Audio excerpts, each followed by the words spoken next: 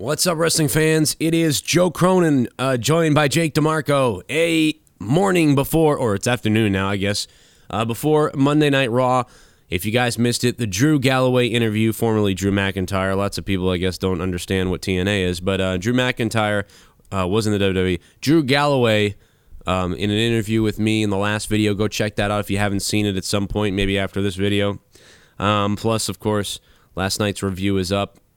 And I also want to let you know that if you make sure that you're a patron on patreon.com/Joe Cronin Show, go over there and become a patron because, shit, you're going to get some stuff today. If you are a patron of $3 or more, or is it $5 or more? I don't know what it is. I think it's $5 or more.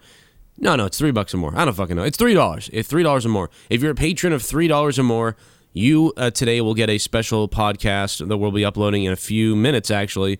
So look for that in your mail so that you can hear the exclusive podcast. We're going to talk about RYBACK and an altercation he got in with somebody, and it's kind of some interesting stuff over there. It will be on patreon.com/Joe Cronin Show. But let's get to the player of the day inducted. Holla, holla, holla, holla, holla, holla, holla, holla, holla. Teddy Long inducted into the WWE Hall of Fame class of 2017. Look at that freaking tie. Are you surprised by this one? I was actually a little bit surprised. However, the one thing to take into account is how long this guy has been in the business and how old he is. Exactly. I mean, he definitely earned his spot, that's for sure. I'm only surprised because it came out of left field. Like, we haven't talked about Teddy Long. We haven't seen him. You know, he hasn't been, I don't want to say relevant because he's always relevant, playa. But I always enjoyed him as SmackDown general manager and his tag team loving eccentricness. But, you know, it just feels odd, you know. We haven't seen him. His name hasn't been, you know, crossing our minds in a long time, but it's well deserved, so I'm happy for him. I'm actually really happy. Yeah, you know, this guy, first of all, when I met him that day when I was at that show that me and Justin Bailey did a kind of a shoot talk about my experience, he was just a nice guy, and I loved talking to him. You know, some people gave him some love, but he was kind of alone for a while. A lot of people skipping over him to go see Sting or whatever, but I enjoyed the hell out of talking to this guy. And if you want to know more about Teddy Long, he does an absolutely amazing, phenomenal shoot interview with, I think it might be kayfabe commentaries or it's RF Video. I think it's RF Video. Maybe they're the same now. I don't even know. But he does a shoot interview with RF Video. And, you know, you can go watch the preview for it. But it is so awesome. Like, they're not even a sponsor of the show. They're not even paying me to say this. But I wish I was getting something for stuff because I'd push the hell out of it. But I'll tell you, the friggin' shoot interview he does is amazing. It's good. That was very riveting. I remember you telling me to watch that, and he gets real down and dirty and very truthful. And he's very insightful about what went on backstage and everything about, you know, him, The Undertaker, things like that. So it's definitely worth a listen. You know, recently I heard him in an interview where he was talking about that the people that went down to like Texas or something for that show that the guy like overbooked and couldn't pay any of the wrestlers. And the wrestlers came from, like, all over the place, like, including Teddy. And Teddy was like, you know, yeah, I was upset, but, you know, I was more worried about the people who came here expected a payday and didn't have any money, you know? So that was the one where... He's always very caring, yeah. Well, somebody's house, like, flooded or something during that. I remember that happened. I don't remember who it was, but I don't know. Anyway, that was a good interview, too. But, no, Teddy Long has been in the business for so long. My point I was getting to. Is if you listen to these interviews, if you listen to these shoot interviews, you just realize how long Teddy Long has been in the wrestling business. You really don't understand. Like, you think he's, you know, been around for maybe those few years on SmackDown as the GM, but maybe you forgot that he was a referee in the WWE for years, you know? Maybe you forgot that. And then maybe, you know, you missed out when he was a referee. I think he was in WCW, and then just other places. The guy's been, I think he got started later in the business, but he has been in the business longer than maybe people think. And absolutely, I love that they're doing this now. Before he gets really old and stuff like that, you know, he still knows what's up. I love it. This is a feel good induction, and I'm happy about it. Yeah, absolutely. I couldn't agree more. You know, he didn't return to managing until 2003, but before that, and then, like you said, in 1998, he became a manager in NWA. You know, his professional career, though, was at Jim Crockett's promotion for World Championship Wrestling in 1985. Wow, a year after I was born, so I mean, there you go. I mean, he's 69 years old, and he's been doing this for over just about 3 decades. So You say 69? No. Well, so congratulations to Teddy Long. That's what we really want to say. We're so happy that Teddy Long. I'm happy that Teddy Long is inducted. Who do we have now? We got the Rock and Roll Express. We got Teddy Long, and we have the big one. Kurt Angle. Kurt Angle is the big one. So there's 3 right there. That is this is phenomenal. You talk about 3. I mean, I think that's 3 home runs. To be honest, I'm friggin' loving this Hall of Fame right now. This is gonna be a party. I mean, you know, Ultimate Warrior, Scott Hall, Jake Roberts. That year was awesome too. Man, I'm excited for the Hall of Fame. Real quick on another note, we do want to talk about. Let's move on from Teddy Long. Congratulations, Teddy. We're real happy. Yada yada yada yada. Playa. But we have to talk about Rosa Mendez. You brought up this list the other day that we're going to go into depth in a different video, I believe, about this list of people that are going to be let go or fired or leave the WWE. And you've already got one off the list because Rosa Mendez was one that was going to get released, but she just retired today. Yep, she went ahead and she jumped the shark basically a while ago. She hasn't been relevant or on TV in quite some time. Also, that due to the fact that she got pregnant. But does anyone really remember her for anything, you know, unfortunately, besides her having a wardrobe malfunction? I mean, some people addressed that earlier on Twitter.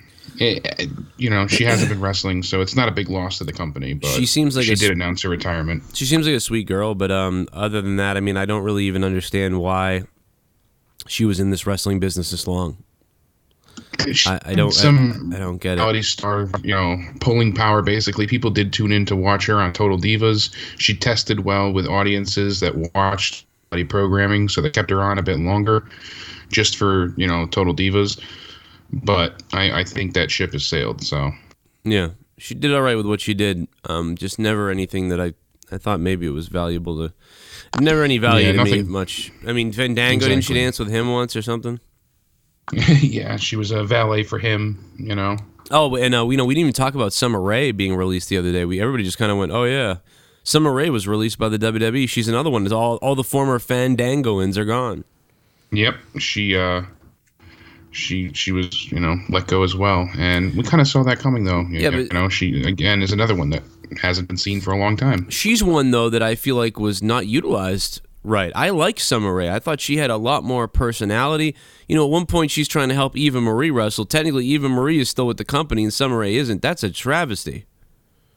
I mean, it is indeed. I mean, I was never crazy about her. I know you enjoyed her. You gave her the benefit of the doubt. But maybe I would have enjoyed her more had she been booked properly, put into a decent storyline that wasn't about a cold fish with Rusev. I mean, she didn't get to wrestle that often. And when she did wrestle, she didn't get to face any, you know, decent opponents for the most part. It seemed like she was improving a little bit toward the end. And then she ended up having a slap fight with Lana, and that was the last we saw of her. So... And I know that, like, normally she's the type of girl you would think that we'd complain about from the old divas type of regime, but I thought of all the old diva type of bimbo women that they may have brought in, you know, to take their shirts off in a panties match. I felt like Summer Rae had a badassery when she was a heel. Like, she was almost kind of like, you know, how Maurice, I would say Maurice, like that's the guy. Maurice, how Maurice is with The Miz. Except for Maurice is more quiet, Summer Rae is more loudmouth, but I just thought Summer Rae really did a great job. And she was even in a movie not that long ago. I mean, I don't know, maybe the movie Yeah, she was in with WWE Productions. They put her 2 different movies, I believe, actually. That's part of the reason she was off TV initially, but they never had her come back on.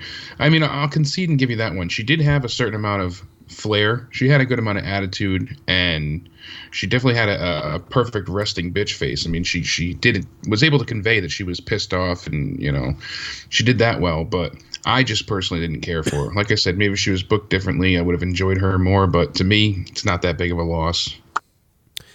I mean, because of the strength of the division right now, it's not a big deal. It's just, to me, I feel like she's another one that I just feel like they didn't really fully utilize her. Like, you could say that you could release her right now and say, oh yeah, you know, she's going to be in the WWE. I don't know how long she was in the WWE for, 2 years, 3 years, maybe 3 years. If she's been in the WWE 3 years, I just feel like with the 3 years she was here, you could have utilized her for a lot more than what she was used for. I feel like there was like starts and stops with her career. And when I saw her perform, I said, she's never going to be like, wrestling in the main event like Charlotte or something like that. But she could have been doing a lot of other stuff, especially with her personality. She could have been working with developmental talents and helping build them up. Yeah. She's like Alicia Fox to me. She's like the white Alicia Fox. Like Alicia Fox and Summer Rae, I feel like they're people that were needed. Like they're not the biggest, the best like chain wrestlers or whatever, but they can sort of get it done, and they have a personality that you can use for things. And I don't know. I just felt like they added depth to the roster. They were valuable depth. But maybe, when we start to see NXT girls come up, it'll get better.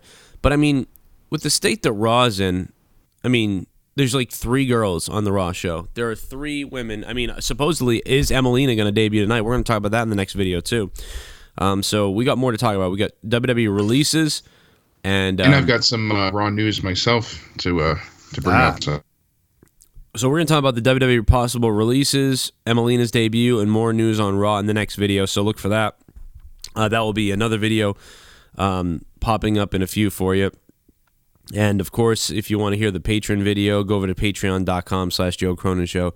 Become a patron, and you will hear us talk about RYBACK and his fight in the backstage with a certain WWE wrestler. Guys, click on those videos there. And join us in the next video. Do you have something else, Jake? No, that's it. I do agree. Somebody has to eat the pin. So that's where Alicia Fox and, Summer Rae, people like that, Rosa Mendez, were good to have. That's a bad way of looking at it, but I never thought Rosa Mendez needed to be there at all, though. Summer Rae, I felt like, okay, she can do some stuff. Rosa Mendez, to me, was, besides dancing, was nothing. Yeah, she was more the mainstay of the Divas era. So I'll agree with you there. Rosa Mendez was great on Total Divas. She did a great job on Total Divas. I will give you that. But as far as in WWE, there's nothing. She always wanted to be more of an actress, though. She never. I don't really ever see her wanting to be a true wrestler. I would actually watch Rosa Mendez, like if she was going to teach me how to clean a house the right way and like put makeup on your kids or something. Like I would like watch that with her. Not that I really would watch that, but she's entertaining in that way. I see your point. Yeah, she has that instructional quality, or yeah, or just to follow her in your everyday life and stuff, and see how she does things like that. She's just very watchable there. But as far as wrestling goes, she is personable. I'll agree there. Wrestling wise, though, no care. I don't understand why she's there. Guys, you can click on these videos with your phone right now. Use your cell phone. You can do it on your tablet. Push the screen. You can go watch these next videos if you haven't seen them. Again, Patreon.com. If you support with $3 or more, you will see the video for the RYBACK situation that we were going to talk about, and stay tuned for our Raw preview as well.